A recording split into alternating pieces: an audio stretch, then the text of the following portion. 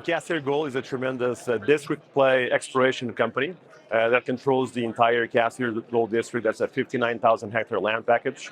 So we've been exploring there with three main objectives. We've been focusing on the Cassiar South high-grade veins, which we've been extending quite successfully.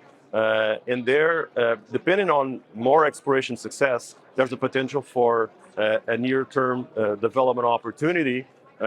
If we can define, say, 300 to 500,000 ounces of 10 to 20 gram per ton material, could be looking at a potentially, up to 60,000 ounces a year production profile using all the infrastructure that we have, the mill, the permits, the underground workings, the power lines, you name it. So that's one of the areas. The second area is the Taurus Deposit, bulk tonnage deposit. We have a 1.4 million ounce there right at surface, 1.14 grams per ton. We've been also extending that laterally at depth and as well as internal to the pit shell, so that's growing. And the third area that we've been focusing on was the priority regional targets. And there we've also been having quite a success recently. So we've drilled the New Coast target just 2.5 kilometers south of the Taurus deposit that has the potential to become a bulk tonnage target there. And a lot of similarities with Taurus. We hit there 95 meters at 0.9 grams per ton, and there's a lot of potential to see there, and these priority regional targets could be part of a much bigger system that could be even connected to Taurus. So that's quite exciting.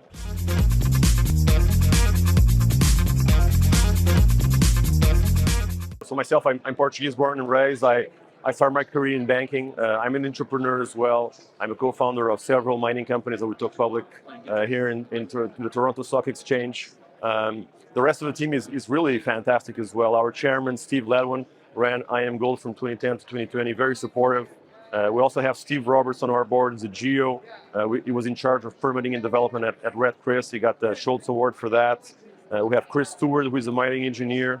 We have Jill Maxwell, that came from North American Palladium that got acquired by Impala for over $1 billion.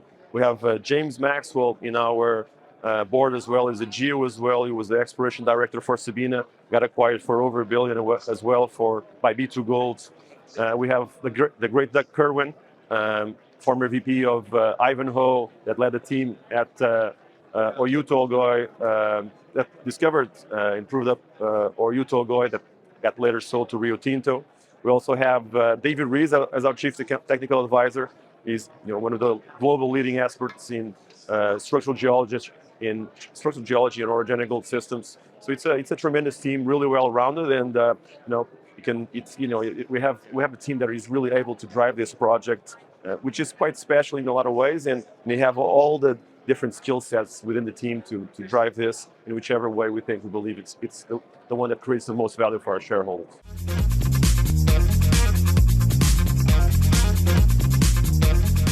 First, as a reminder, Taurus, we did a resource update in early 2022.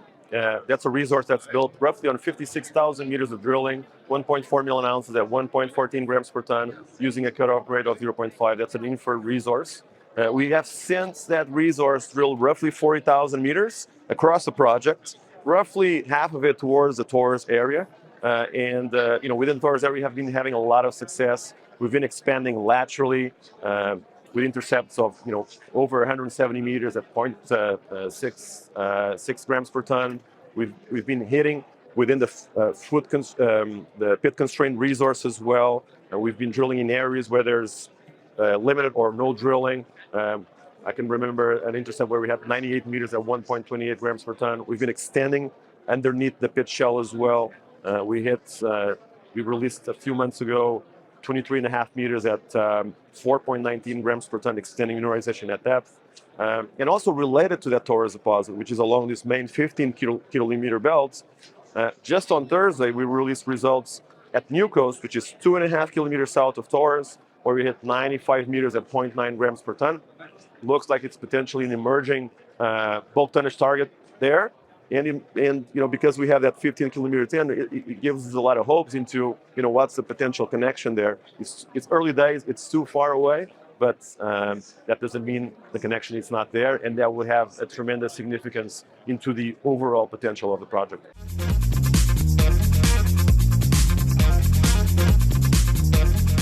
we're extremely blessed with the infrastructure that we have. So when people think about northern BC or some of these exciting exploration plays, most of them are quite remote, which means it's not only relatively expensive to explore, but also more importantly, in the development scenario, we have to spend a lot of money in capex to develop all of that infrastructure. We are very, very fortunately blessed with a lot of infrastructure already in place because this is a fast producing district. And because it's fast producing, we have Highway 37 bisecting our property. Our camp is right next to it.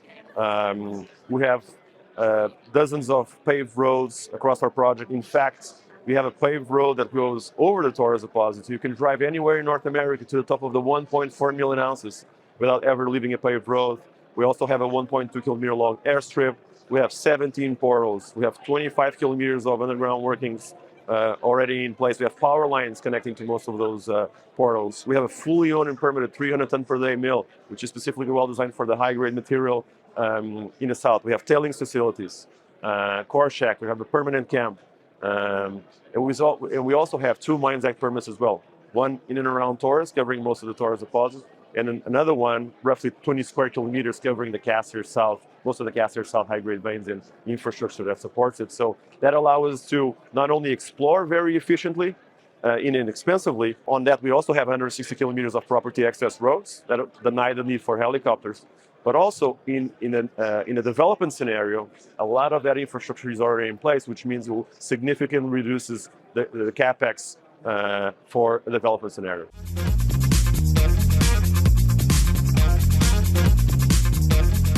We raised $2 million in December, mostly it was led by insiders. Insiders come into every single private placement, very, very supportive, believe in the project.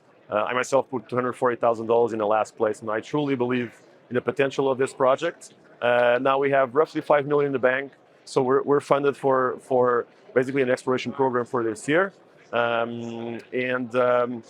But before that, we actually still have quite a bit of news flow. We'll have some catalysts coming out. We'll release 6 more drill results. We're still looking at the possibility of a resource update in the next few months, but obviously we'll open camp in May, and we'll have another exploration program starting in May. And I'm quite excited about what the future will bring for Cassiar, because it's a tremendous project with a lot of exploration potential, and can't wait to see what's coming next.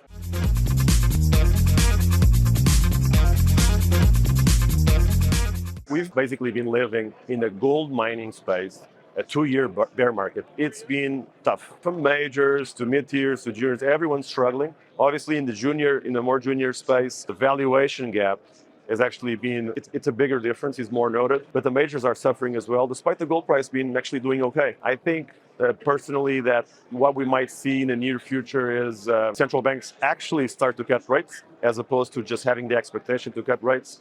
I think that might actually open the floodgates. We saw a day a few weeks ago, gold just jumped to 2,150, and all of a sudden, all the mining companies were just going up significantly. That's the context of the market, and actually, I think that's what's been driving a lot of indifference into a lot of the results that a lot of good mining companies have been putting out. So, what do you need to do to stand out? You just have to do the work. You got to keep on exploring, keep on delivering results, and there will come a time where not only the valuations will catch up with the fundamentals of each project, but if we see a significant bull market, it actually might overshoot. So if you can continue to do that work, continue to show the facts, continue to demonstrate the persistence of mineralization across your project, and showcase what you have, sooner or later investors will take notes. Of course, smart money is looking to pick up things really on the discounted levels that we're seeing today. But all bear markets end, and this will for sure end too, sooner or later. The question is when. In the meantime, if you see bargains, people should take note and have a look. And I also invite everyone to have a look at what we have at Cassiar Gold.